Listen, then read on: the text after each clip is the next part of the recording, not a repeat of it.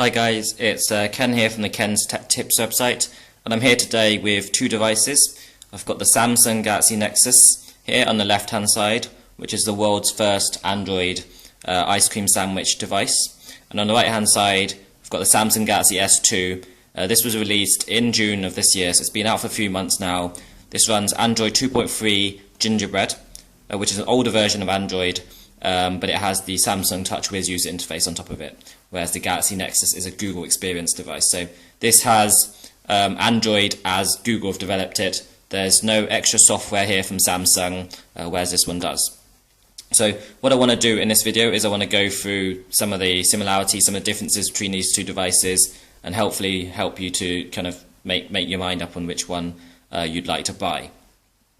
So if you just look at the form factor of the two devices on the front, it's a bit tricky for me to demo two phones at the same time, but you notice they are quite similar in the way they look. The Galaxy Nexus has slightly more rounded corners, and that is one of the things you'll notice in the design of the Nexus, especially when we turn it to the side. So we've got the Nexus on the bottom here, and we've got the S2 on the top. And what you notice is the Nexus has it is a curved screen, slightly. There's kind of it's a subtle curve, but you will notice it. Whereas the Galaxy S2 is flat, but it has the kind of the chin at the bottom, or the slightly thicker part, where the radio, electronics, and stuff are held. If we turn it the other side, again, it might be a bit easier to see the curve from this side. But especially when you put side by side the Galaxy S2 and the Galaxy Nexus, it's a lot more noticeable. On the back of the device, so Galaxy Nexus on the left, Galaxy S2 on the right hand side, very similar. Again, hyperskin backing on the two devices. So this is textured plastic, which is designed to increase grip, also to give it more of a premium feel. It doesn't leave fingerprints like normal plastic does. So very similar device on the back of the two as well. Personally, I prefer the colour of the Samsung Galaxy S2.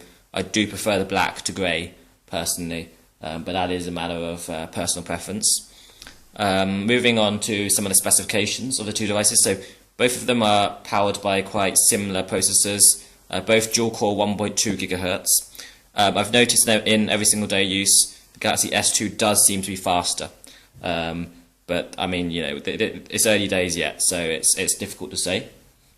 The Galaxy Nexus has a larger battery, so this is 1,750 milliamp hours. Galaxy S2 is 1,650 milliamp hours. If we look at the batteries, Galaxy Nexus here has a 5 megapixel camera with an LED flash, and the Galaxy S2 has 8 megapixel camera with LED flash. So the Galaxy S2 does have a bit of a better battery, a better camera when we compare megapixels wise. But they both do 1080p video recording and so on. We've also got front-facing cameras on two devices. So Galaxy Nexus here, 1.3 megapixels on the front. Galaxy S2 is 2 megapixels on the front. So there is a bit of a difference, but if you're just using it for video calling and stuff, you probably won't notice very much difference between the two devices.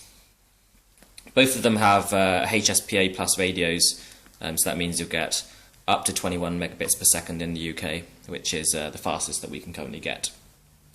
So looking at the front of the two devices, the first thing that you'll probably notice when the displays are on is that the Galaxy Nexus has a slightly larger screen. So this is 4.65 inches here for the Galaxy Nexus compared to the 4.3 of the Galaxy S2.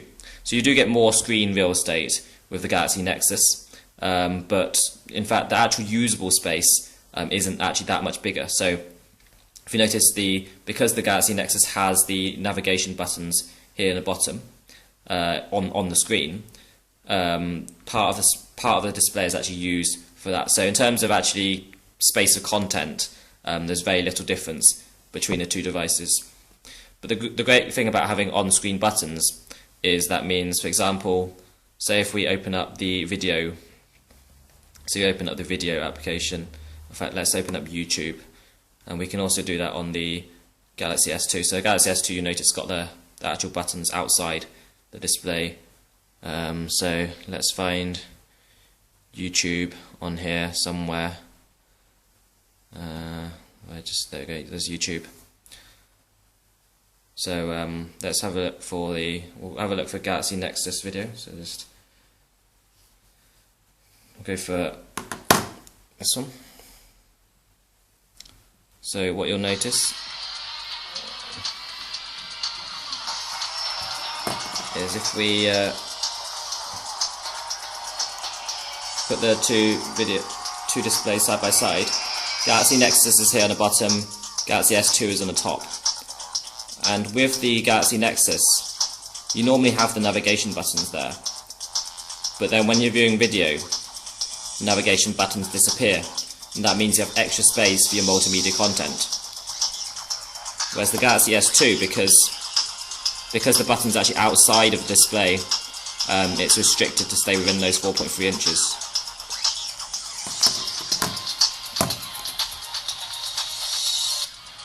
So that's one of the benefits of having on-screen buttons. With the new navigation in Android 4.0 Honeycomb, you've also got improved multitasking. So I can tap the third button here, and what that does is that shows me a list of applications that I've currently got open, and I can see thumbnails of each one, and I can just tap on that thumbnail to change to that application. With the S2, which is with the Android 2.3, I hold down on the home button and then it shows me icons for the applications that I'm currently viewing. It's also very easy in the Galaxy Nexus to close applications. So if I'm finished with videos, I can just flick it to the right hand side and it disappears off the list. And that's much more difficult with the Galaxy S2, although you can go to Task Manager and you can end applications if you don't want to use them. The Galaxy Nexus has a higher resolution display than the Galaxy S2. So the resolution of this display is 1280 by 720. So this means it's very good for actually 720p high definition video. You can view that on the display very well. The resolution of this display is approximately the same as the iPad 2. So the iPad 2 is 1024 by 768. So in fact, going in this direction, we've actually got more pixels than the iPad 2 does. Going in that one, we have slightly less. This is despite the fact this is much smaller than the iPad 2. So you can imagine you get really nice images because it's a really high resolution screen. So just to show you some of the differences in the user interface. So if we want to open up applications, we go like this.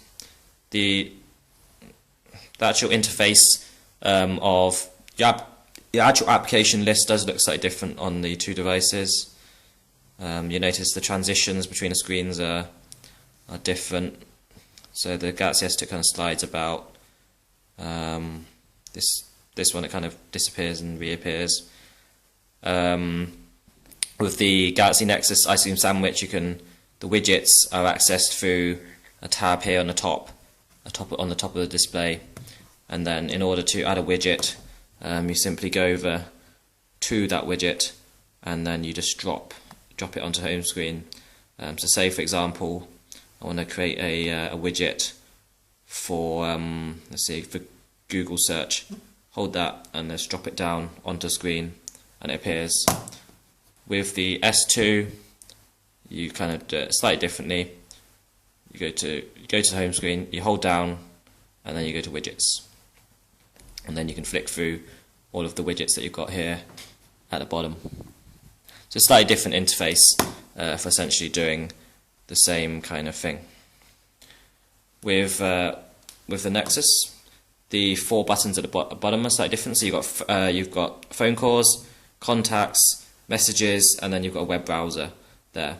You don't have the direct link to the web browser on the Galaxy S2. So it does make it slightly easier to access the web browser, and I do prefer the web browser which is on Ice Cream Sandwich.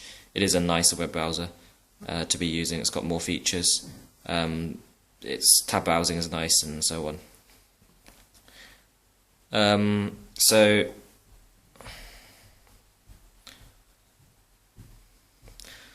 those are some of the key differences between the two devices. I'll have some further videos on the YouTube channel soon, so do subscribe. And yeah, if you've got any questions, drop us a comment.